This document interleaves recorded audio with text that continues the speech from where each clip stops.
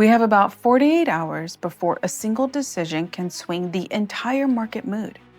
And Bitcoin is sitting right in the splash zone. This is one of those windows where price can move hard, fast, and seemingly unfair. The headline hits after the market has already reacted. And if you're relying on your feed to tell you what matters, chances are you're going to miss the move. This week also has a different kind of pressure behind it. It's courts, Congress, the Fed, and consumer cash flow all squeezing into the same short window of time. When those gears turn at the same time, liquidity expectations shift, and crypto feels it first. So here is what we're doing today. I'm going to lay out the timeline in simple terms, show you the few pressure points that actually matter, and tell you what I'm watching, so you can stay steady while the market tries to shake people out, because that is what it does. So stick with me, because by the end of this video, you'll have a clear plan for this window and a more straightforward way to position yourself without getting chopped up.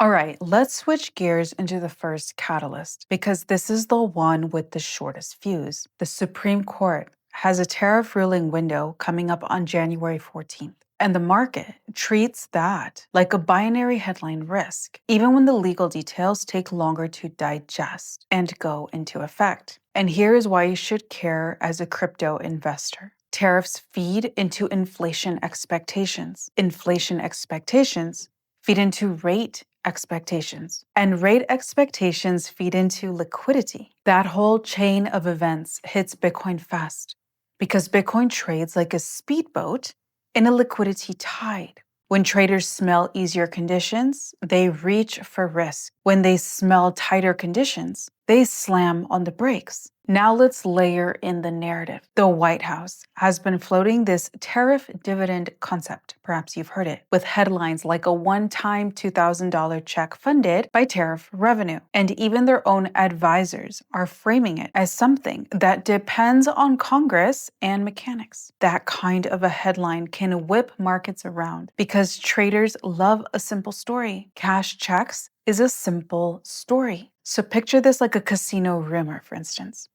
People start hearing that the house is about to hand out chips at the door.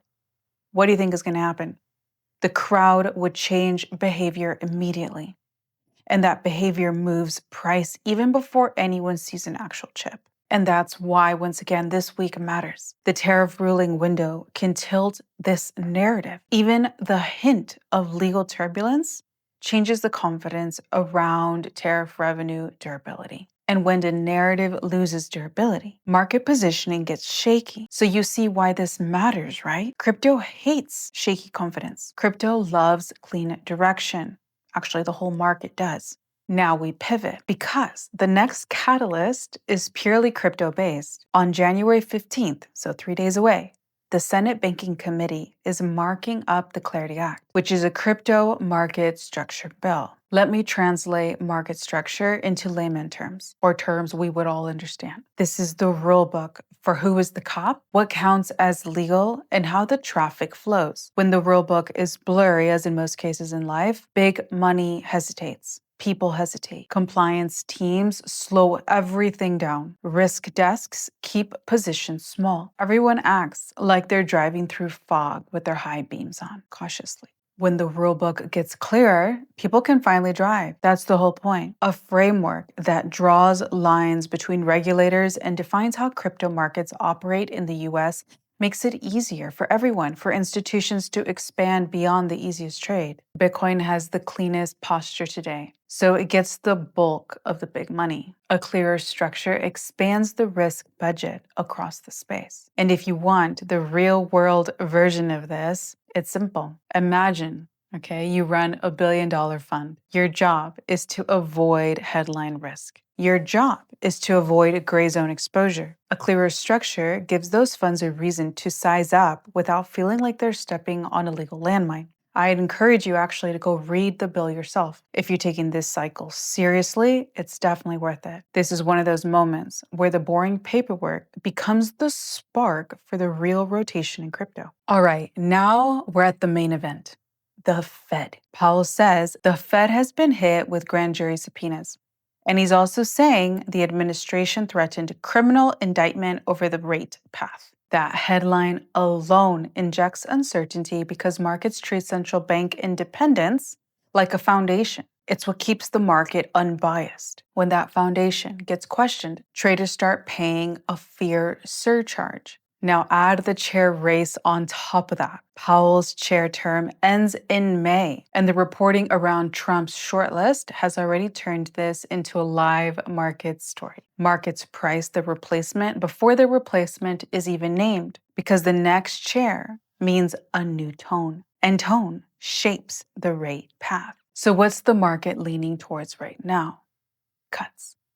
People are already actively betting on how many Fed cuts happen this year, 2026.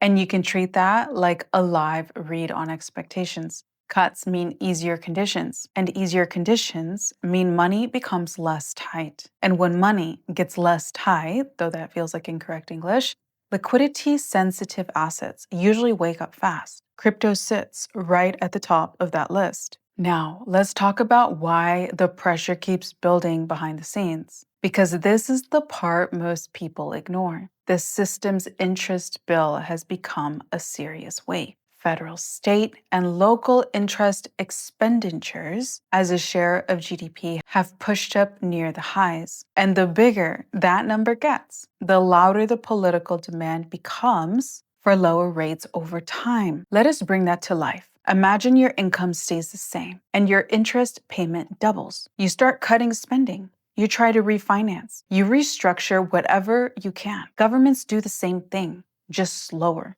with bigger numbers, and with a lot more noise around it. That's why this Fed fight matters for crypto. It changes expectations, and expectations, we know, move markets before policy moves. When traders start believing the pressure creates instability, volatility spikes, and weak hands get forced out. Either way, this is the lever you respect and watch this week. Now let us switch gears into the one that sounds boring until you realize it hits millions of people every single month. Trump has been pushing an idea to cap credit card interest rates at 10% for 1 year, with a headline deadline around January 20th. This is the part where crypto people usually tune out, and that's a mistake. Credit card interest is the quiet tax nobody voted for. It shows up every month. It eats the wiggle room, and it keeps people pinned. So the second you even hint at a cap, the market starts hearing consumer breathing room, and that changes how risk gets priced. And crypto is risk appetite in a chart.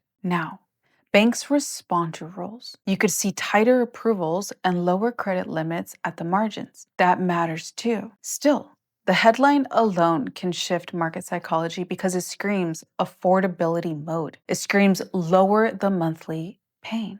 And when Washington goes into affordability mode, investors start sniffing for the next liquidity unlock. That's how you get a rotation into risk without a giant stimulus headline. All right, last thing to keep on your radar, because this can change the Bitcoin conversation for years. The strategic Bitcoin reserve framework is already on the books, and it's been seeded with Bitcoin the government already seized. That's the starting point. Holding seized Bitcoin is one thing, but buying Bitcoin is a completely different message. The real shift happens the moment this turns into a buying program. Cathie Wood has said the quiet part out loud. The reserve has not really been built through fresh purchases yet, and she expects that to change as midterms get closer and crypto becomes a louder political issue. That's the line in the sand. When one of the most powerful nations in the world starts buying Bitcoin, the world pays attention. And once the world pays attention, the follow-on demand can come on fast. So here's what to watch for. One headline confirming an actual purchase program, even a small one,